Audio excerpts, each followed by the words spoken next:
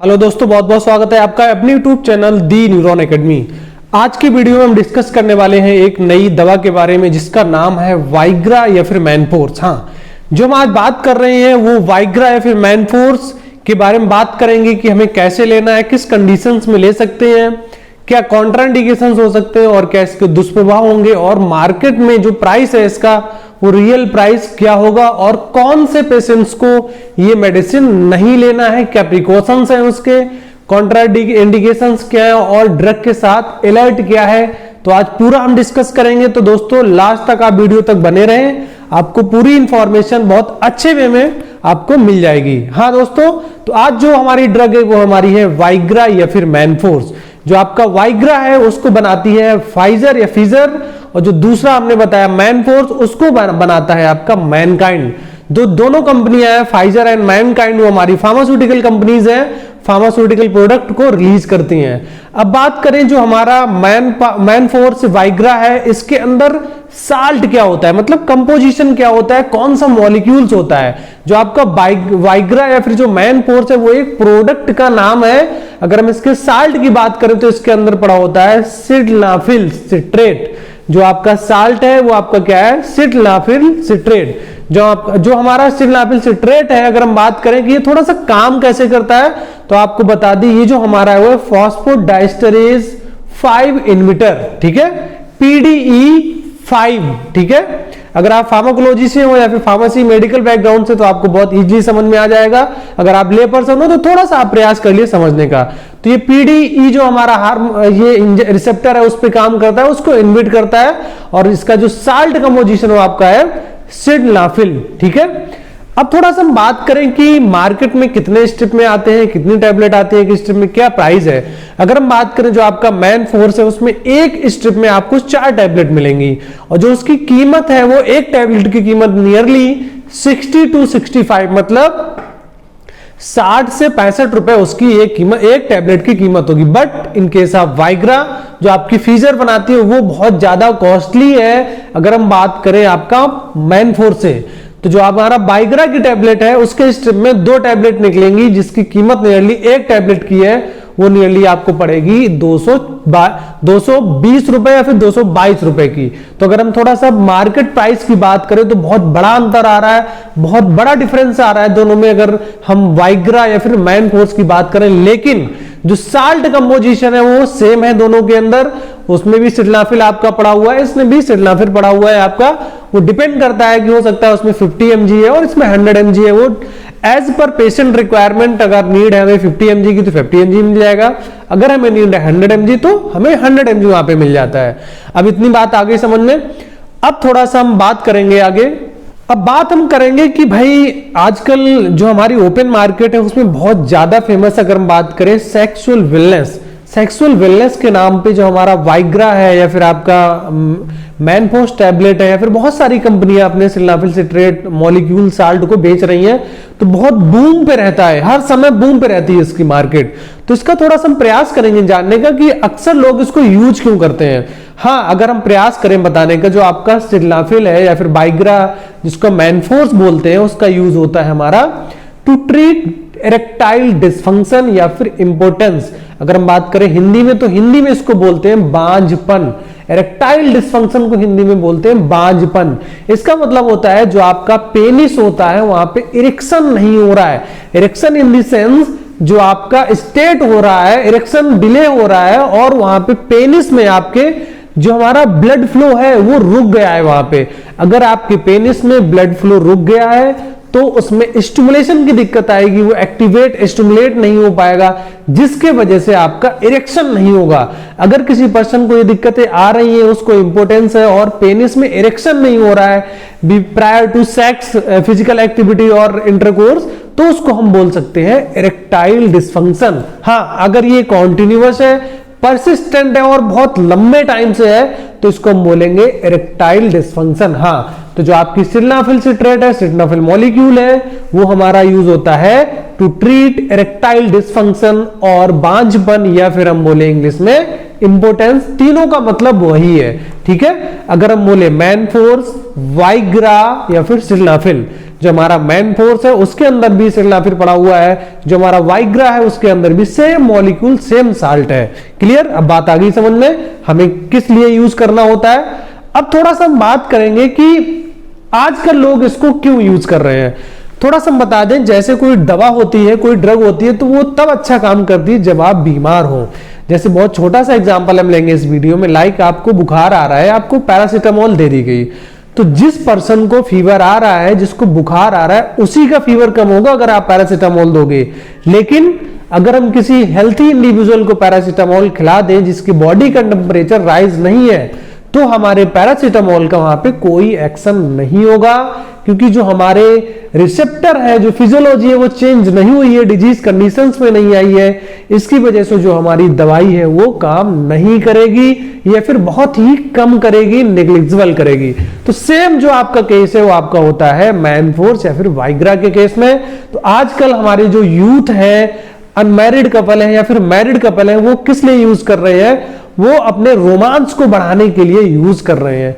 थोड़ा सा और एक चीज, इसके सिल्डेनाफिल जो हमारा मॉलिक्यूल्स है, एक बहुत बड़ा इसके साथ मिथ है बोले या फिर फैक्ट बोले जो जुड़ा हुआ है, वो ये है कि इसके खाने से आपकी सेक्सुअल डिजायर बढ़ जाती है, आपका सेक्सुअल जो स्टेमिना है, आपका लिबिडो है, आपका बढ़ जाता है। तो अगर हम इसके आंसर की बात करें तो इसका जो आंसर है वो बिल्कुल ही गलत है, ये बिल्कुल मिथ है समाज में।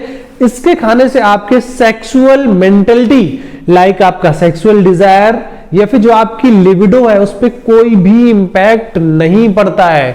जो हमारी दवाई है उसका काम क्या है? पेनिस में जो ब्लड फ्लो है उसको बढ़ा देती है, जिससे आपका इरेक्शन प्रॉपर होने लगता है। दो चीज समझनी पड़ेंगी यहाँ पे, हम जो दवाई दे रहे हैं वाइग्रा या फिर जो मैन फोर्स दे रहे हैं, जो पेशेंट को रिकमेंड कर रहे हैं, तो वो क्या कर रहा है? वो आपके सेक्सुअल मेंटलिटी पे कोई इफेक्ट नहीं डाल रहा है, वो क्या कर रहा है? आपके पेनिस में जाके वहां पे ब्लड फ्लो को बढ़ा रहा है, जिससे जो ब्लड कैपिलरी है उसमें ब्लड का लेवल रीच हो रहा है और जो आपका इरेक्शन है वो प्रॉपर मेंटेन हो रहा है।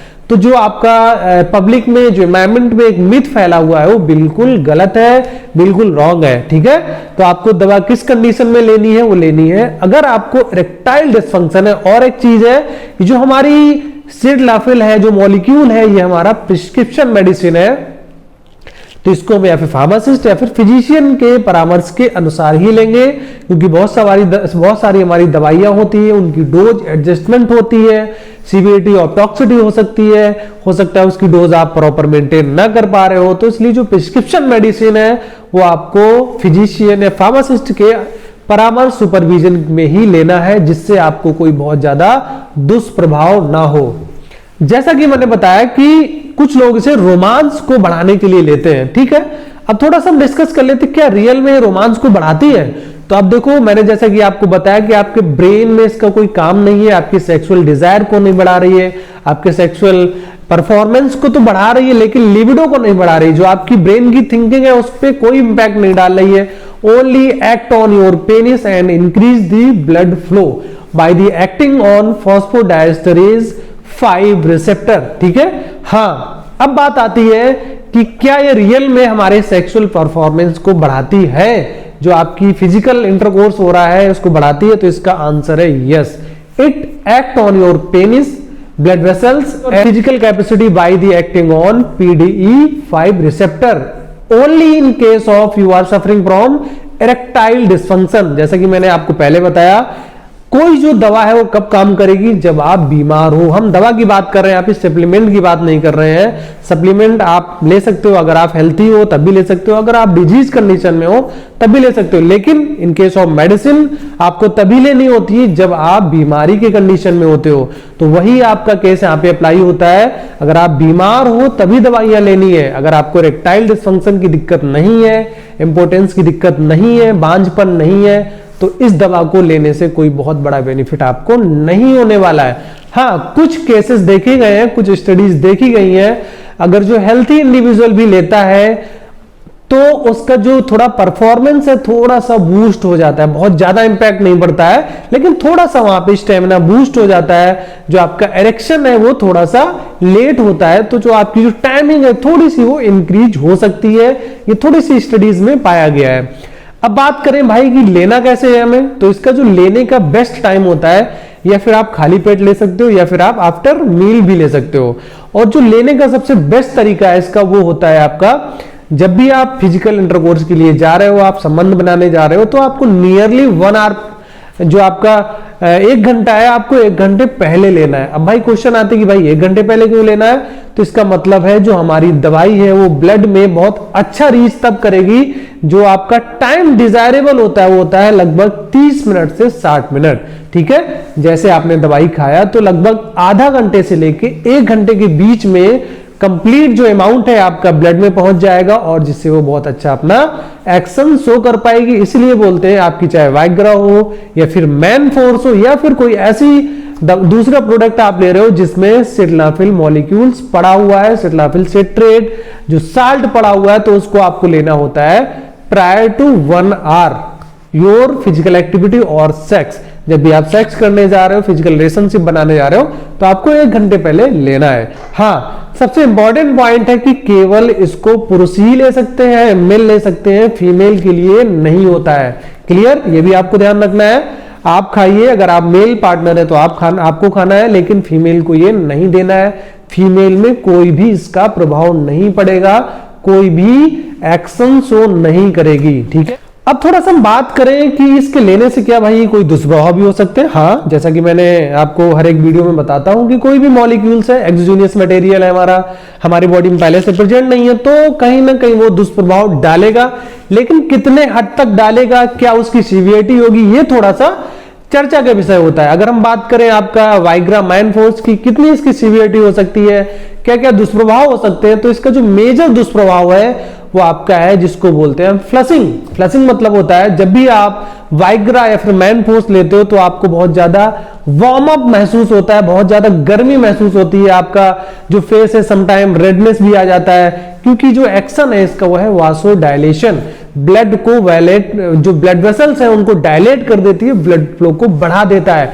इसकी वजह से जो आपका फ्लशिंग होता है, जो फीलिंग वार्मथ मतलब बहुत ज्यादा गर्म थोड़ा सा लगना, आपको अंदर से हीट जैसा लगना, और इसके अलावा आपका हेडेक भी आपका इसीलिए होता है क्योंकि इसकी वासोडायलेटर एक्टिविटी है, इसलिए हेडेक की दिक्कत आती है। एंड सम टाइम देखा गया है आपका पेट भी खराब हो सकता है, स्टमकिंग क्रैम्प्स हो सकते हैं आपके लोअर एब्डोमेन्स में, और इसके अलावा आपको डिजीनेस चक्कर आने स्टार्ट हो सकते हैं। और जो तीसरा आपका मोस्ट कॉमन साइड इफेक्ट है, दुष्प्रभाव है आपका है ब्लड विजन। ब्लड विजन का मतलब होता है कि आपको धुंधला दिखना। ये परमानेंट साइड इफेक्ट नहीं है, जैसे आप दवा को छोड़ देते हो तो ये अपने आप डिसअपियर हो जाते हैं और खत्म हो जाते हैं।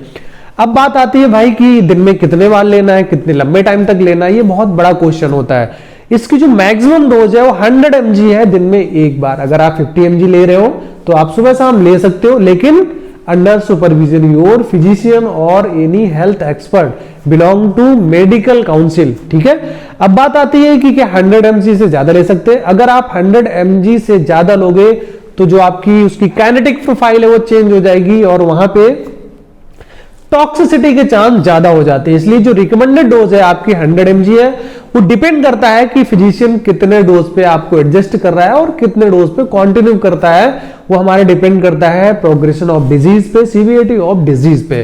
तो अगर आप अपने रोमांस को बढ़ाने के लिए ले रहे हो, आप कम टाइम के लिए ले रहे हो, तो आप जो 100 mg आपकी टेबलेट है वो एनफ है। लेकिन मैंने बताया जी प्रेस्क्रिप्शन मेडिसिन है, तो आपको फिजिशियन या फिर फार्मासिस्ट के सुपरविजन में ही इसको लेना है।